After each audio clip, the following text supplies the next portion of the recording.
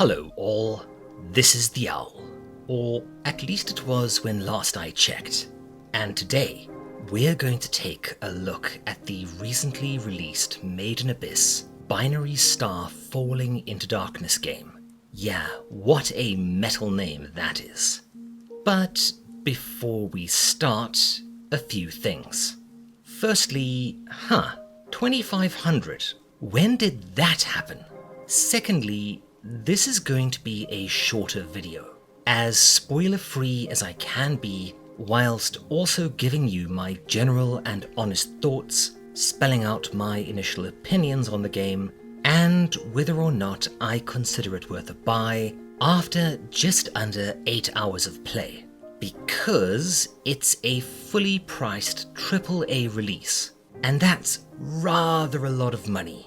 $60 is nothing to sneeze at, especially if you're struggling to make rent like we tend to be. My next, well, at least 2 of 3 videos will be very deep dives into the game, not only in terms of its, well, gameness, its systems, structure and the like, but also its good points, its weaknesses, its new story content and the like. And I also want to talk about how it translates both the manga and the anime into an interactive medium. I was honestly amazed that this wasn't a Bandai Namco project, and while a Made in Abyss fighting game would have been interesting, I was a little concerned to see Spike Chunsoft, who mostly do janky adaptations of obscure properties, and Chime, who I'm struggling to find much out about at all.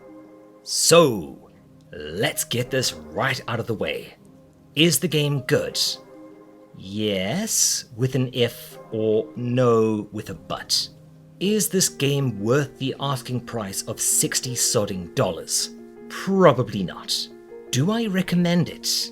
Actually, yes, but there are a few things to consider. So, is this a bunch of fan service tosh like that bloody One Punch Man, a hero nobody knows? Or is it a legitimately good game in its own right? Like the second Attack on Titan game, or something like Band of the Hawk? Let's take a look.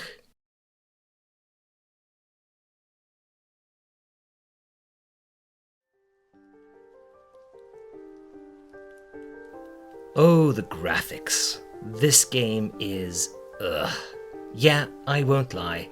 It varies from emphatically fine to, well, some areas are rather attractive, some are as ugly as sin, but there are evident corners cut all over the place, and it does, even at its best moments, look like a late PS3 or very early PS4 game.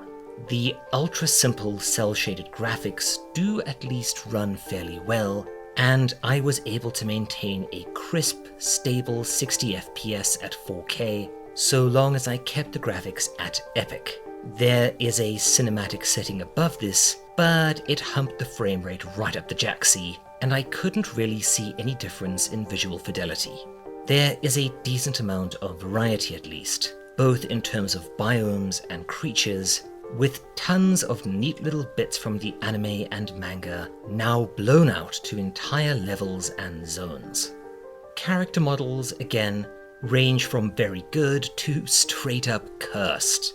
The last thing I want to mention graphically is the honestly insanely disturbing little fatality vignettes you get on being killed by any named creatures.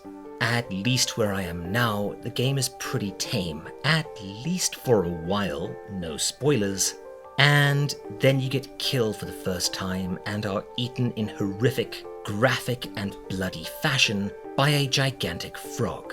Ah, there you are, Tsukushi, you frigging weirdo. So yeah, graphics are fine, bordering on mediocre. Next up.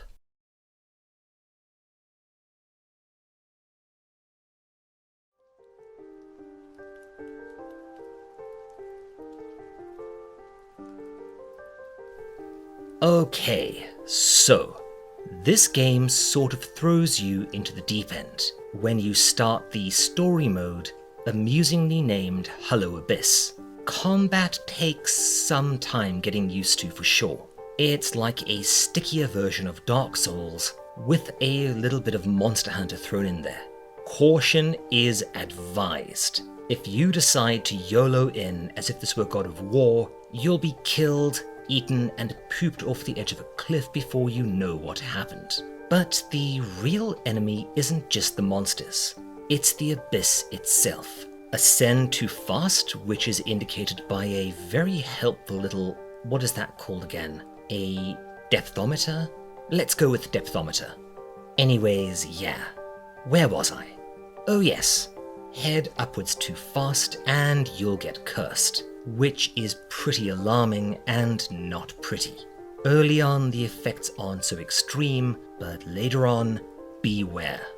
Of course, this isn't always as simple as it sounds, as sometimes you'll need to risk it. Although I will say that having to constantly stop and start when you're going back up does kind of bring the pacing to a halt at times, especially when you get complete piss-taking sections which really are nothing but time sinks.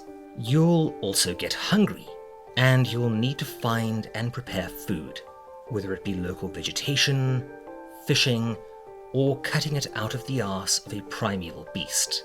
But if you try to hold too much stuff, you'll be left unable to do anything until you discard some of it or craft with it.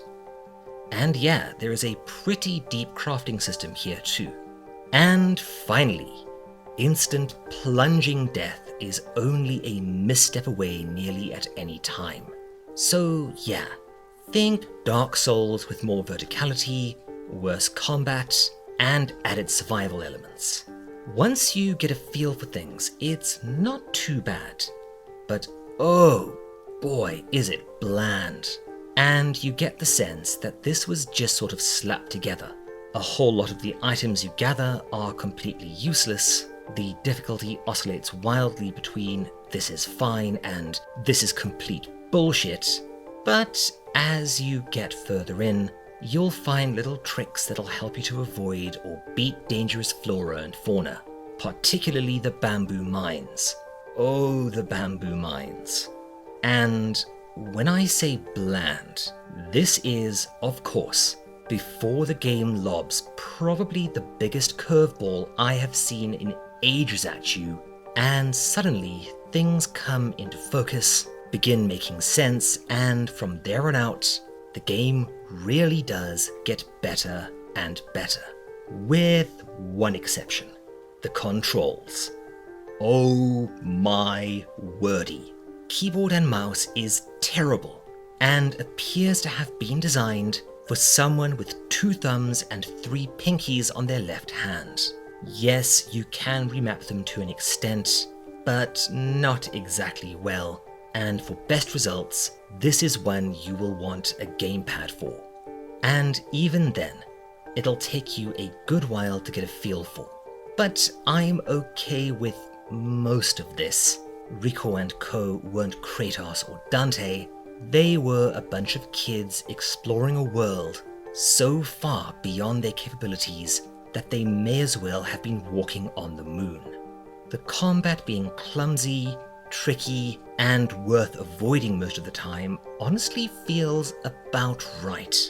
A lot of emphasis is put on bypassing threats rather than fighting them, and this is something you'll learn pretty quickly. On to the audio.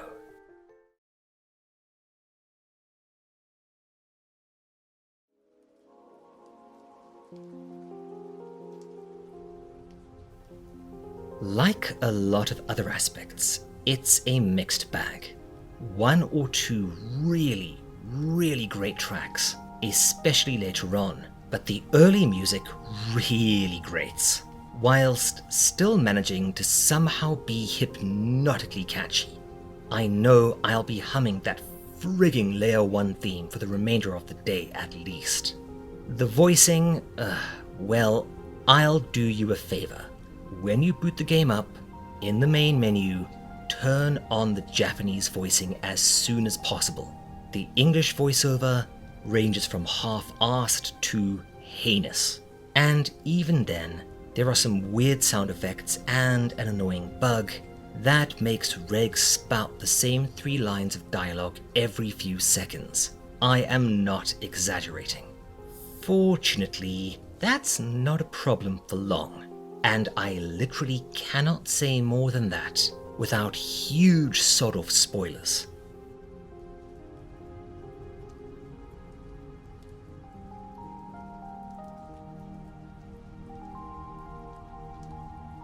Man, this is tricky, because not only is it a big spoiler, but as I'll go into in my deep dive stuff, it is either literal genius or howling insanity. And either way, I cannot believe that Tsukushi or whoever managed to persuade a developer to take this big of a risk design-wise, because this is going to cause negative Steam reviews and people to bail on this very, very fast. But I can't say too much about it. Let me do my best. The game does not make a good first impression, and if you're like me, maybe an hour in, you'll want to refund it. But if you stick with it, about 2 hours in, it does something that will both annoy the hell out of you and then suddenly recontextualize exactly what this game even is. And I'll admit, the second that clicked, I was on board like you would not believe. Let's just say, it gets better is a gross understatement. So, my final verdict. It's... if you're a big Made in Abyss fan, particularly of the world, have some disposable dosh, and don't mind taking a bit of a risk, I would actually pick this up. There's more to it than initially meets the eye, but you will need to get through about 2 hours of the game kind of being meh. And if you're hoping for something that's going to win Game of the Year, or is going to be a 100% complete faithful retelling of the Made in Abyss story, or is going to blow your socks off graphically, this may be one to avoid. Otherwise, perhaps wait for a while and grab this on a deep discount. Next up, we're going deep on this one, folks. There is so much more to say here, but we'll be going hard down into the spoilers layer, so I'm going to say cheers here. Thanks for watching. If you enjoyed this video, why not stick around?